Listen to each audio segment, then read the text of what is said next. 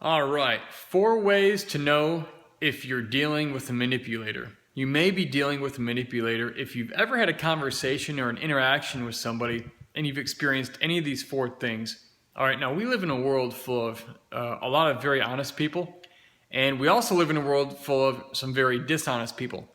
And here's the thing about manipulation.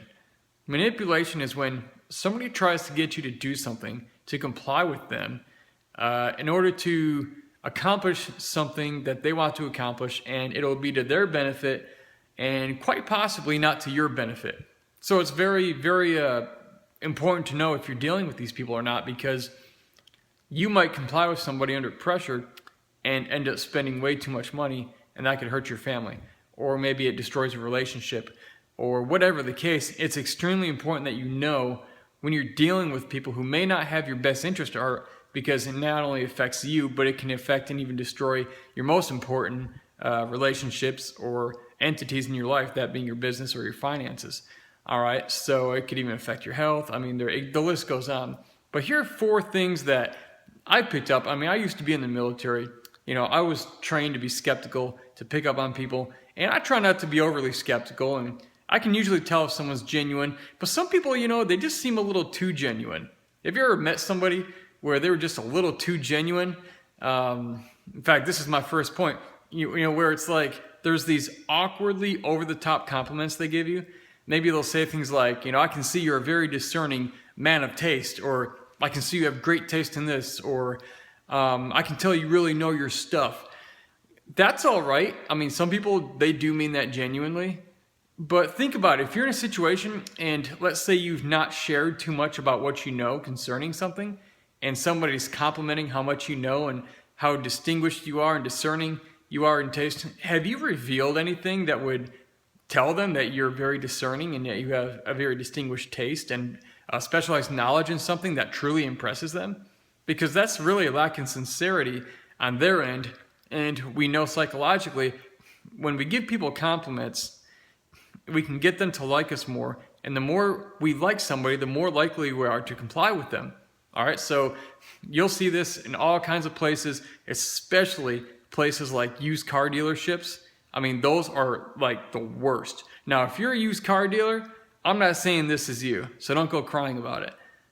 But if you are a used car salesman, you know what I'm talking about, and you know people who do this. All right, same thing with mattress salesmen and furniture stores. I mean, I've been in some furniture stores just browsing, and I feel like I'm walking through a used car lot. All right, it's just, I mean, it's a pitiful experience. I even had to tell somebody one time, like, go to the manager, stop sending your people, like, to talk to me. It got over the top ridiculous because I couldn't go 2 minutes without getting bumped into by some salesman, and I would watch them. I'd look over, and they'd be following me in a different aisle. It was just weird, all right? And they would tell me how wonderfully dressed I am and everything else, and look, that's one, I do dress good, all right? I dress great. Sometimes I dress a little unique, all right? You know, but... you know, again, these can be genuine, but certain situations, you haven't done anything to really warrant such a compliment, and it could be somebody just trying to you know, pull your leg and try and get you to like them and comply with them. So be very careful of people who are over-the-top complimentary, especially if you just met them. I mean, it's just kind of weird. You'll feel an awkwardness. Hopefully you will. You know, and the second kind of manipulator I talk about, you know, that I've seen a lot of is people who imply a sense of loss or missing out if you don't do what they do.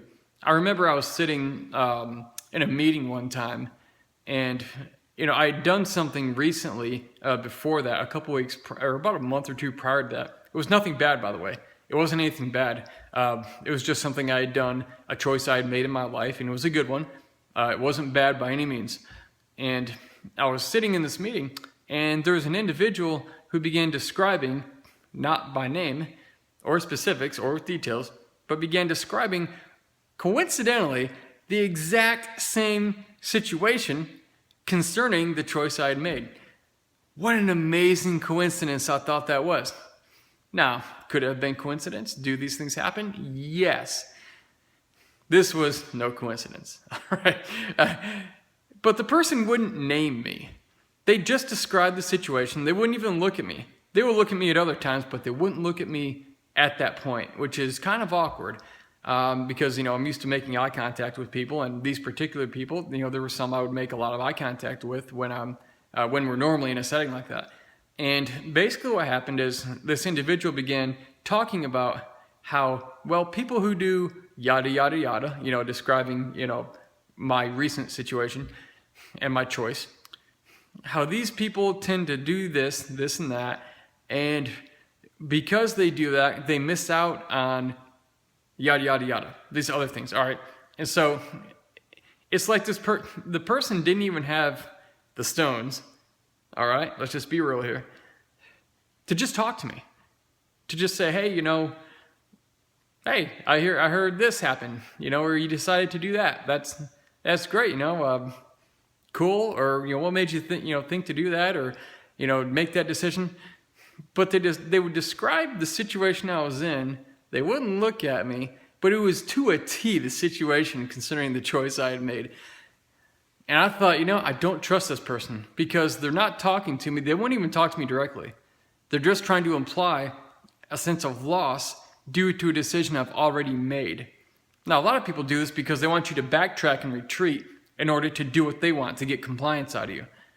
All right, I don't recommend doing this. And there's been some burned bridges, and once they're burned, it's hard to ever build them again. All right, and this kind of leads into the third one. It's kind of the remember what I did for you. Sometimes somebody did something for you, maybe, I don't know, a month ago. Maybe you drove them to the airport. Maybe you did something 20 years ago for them, and now they need something done. So they think that since they did something for you, that you automatically owe them something. And I'm going to tell you this right now. If you ever decide to do something for somebody, just do it and expect nothing in return. Do it and expect nothing in return from them. Because when they don't do something, you won't be disappointed and resentful. All right, now here's how our brains work. We psychologically associate somebody doing something for us with this sense of reciprocity, meaning, hey, if I do something nice for you that I really don't have to do, you'll think, wow, what a good person. Well, if I come calling on you for a favor at a later time, and you say, wow, I would love to, but it really doesn't work.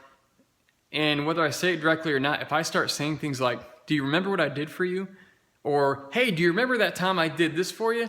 Well, I'm kind of in need for this at this point, and I wanted you to help me. Well, that's not an entirely pure request. Because even though you might have this sense of, or they might have this sense of, yes, they did something for you, that doesn't mean it necessarily fits in with your schedule or what you're doing or maybe your financial situation that you can do that for them.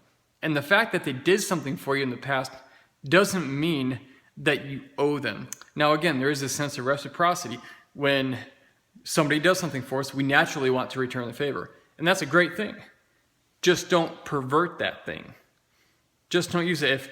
If you did something for somebody and then the person decides to go somewhere else or maybe move somewhere or makes a decision that maybe doesn't involve you or maybe it distances you from them or whatever the case, for whatever reason, don't take that personally. Don't ever use the remember what I did for you. Whether they look out for people who say that, or in other words, they say it in a more passive way. They'll just sort of imply it like I said, hey, I remember how I took you to the airport, or I drove you downtown, or I took you to that job interview. Well, hey, now I need somebody to do this. Look, and they're trying to get you to do it. That's a form of manipulation. All right? Because if it wasn't, they would just say, hey, could you do this for me? Why bring up the past? Why bring up what they did for you and then present a request? It's just manipulative, so don't do it. And the fourth one I call in your space and in your face. All right. I ran into this from recently. It was we were at a gathering, my wife and I and my mother-in-law at a gathering at a place where we had, in a previous chapter of our life, we had been a part of this organization. And a guy who recognized me, who I never really knew, he came up to me and he stood amazingly close to me. I mean, and yeah, he had bad breath, by the way. So that was that. Like I said, if you're standing this close to me, and I can smell your bad breath, you need to back up. We know psychologically and medically, we know that. I don't remember what exactly it is, but what the measurement is. But each of us has this idea of we have this built-in sense of our own space, it's, maybe it's a foot out from us, I don't know. But when somebody stands too close to you, especially if you don't know them, they're in your space. It makes things wildly uncomfortable and really awkward. And this guy came up to me and he said, "Hi, how are you?" He was very happy. We shook hands. And he said, "Oh man, you been busy?" I said, "Yeah, I've been busy. I've been around, I travel around and speak and write books, and he said, "Man, well, it sure would be nice to see you around here a lot more often." I said, "Oh, well, yeah, well, like I said, I've been gone a lot because my schedule, different times of the year is just crammed. I'm not here." And he said, "Oh, yeah, well," he continued on. He said, "Well, it sure would be nice to see you around here, kind of like every week." And I'm thinking, this is really weird. Like I just told the guy, "Yeah, I've been very busy. Thanks for asking. How are you?" And he restates everything again, but he gets more specific about, we'd like to see you around here more like every week. And I didn't really know what to say to the guy, and I didn't feel pressured, but I knew exactly what was going on. Or at least I thought I did. Maybe he was oblivious and just ignorant to effective communication. I don't know.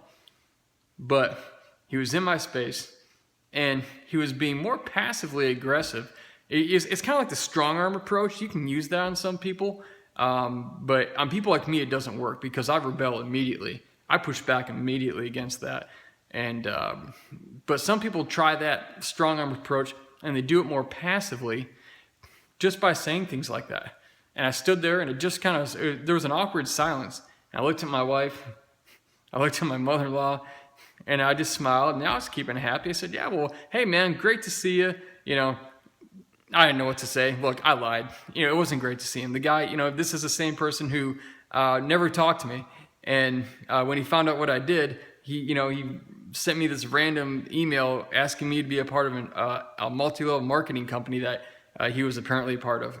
And I'm not saying those are bad. There's certainly some good ones out there, and you can get a lot of good training out of those. But it's like my guard had already gone up because this guy never cared to talk to me until he got this opportunity. And he thought I would be good on his team, and I'm honored he would think of me, obviously. But that was a strike one from about, a year or two ago. And then to have him come into my space and in my face and then repeat his request passively and get more specific about, we'd love to see you around here more often. We think you should be here more. It was very, very strong. Like psychologically, it came off strong. So strong, it was awkward. All right, so I don't know what you're dealing with. There's a lot more to this, by the way. There are a lot more tips. If you want more tips on, taking back your life and moving forward in life and business, you can just go to takebackyourlife.me, M-E, takebackyourlife.me. I have a ton of videos on there that my nose is itching for some reason. I have no idea. But you can go on there, and we have a ton of videos on there you can be a part of to help you move forward in life and live a better life, not get manipulated. Learn how to move forward beyond your past, and all the way from that to building a business and starting out, how to start right. Basically, again, it's taking back your life. And so these are 4 signs that you may very well be getting manipulated, or somebody's trying to manipulate you. So I want to ask you a question. Leave a comment below, and I want you to tell me, what is one sign that you know to look out for to know that somebody's manipulating you? What is one sign that somebody is trying to be a manipulator? What's one thing you pick up on that you can identify as a tactic of manipulation? Leave a comment below. Hit subscribe if you're watching this on YouTube, and I'll send you more great videos as I travel around the world and pop up in all kinds of different places and all kinds of situations and different things.